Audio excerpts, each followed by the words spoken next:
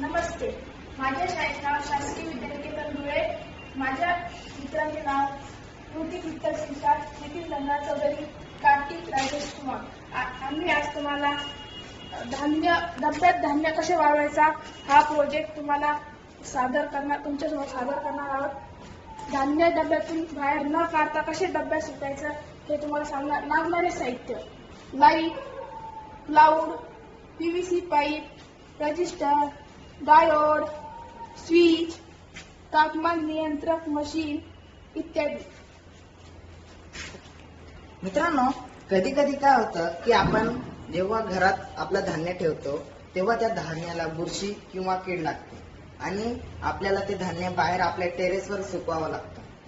मग आपल्याला खूप मेहनत करावी लागते. पण हे जर मशीन आपण वापरलं तर आपल्याला ती मेहनत करावी लागणार नाही. आपण घरात बसल्या बसल्या सुद्धा मशीन आपल्या मशीनच्या साहाय्याने धान्य सुकवू शकतो. कधी कधी काय होतं की जास्त जर आपण आपल्या टेरेसवर आपण जर धान्य ठेवलं तर पाऊस येण्याची शक्यता असते आणि मग ते धान्य सगळं भिजून जातं. तसेच काही घरामध्ये आजी आजोबा असतील, त्यांना काम करण्यासाठी काम करता येत नाही का, म्हणून हे बनवलं आहे.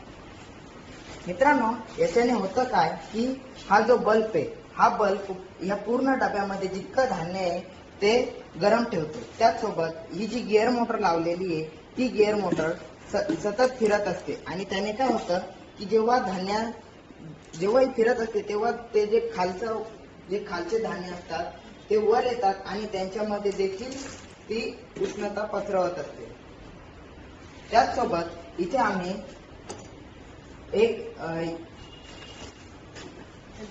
एक टेम्परेचर मापक यंत्र बनवलं आहे.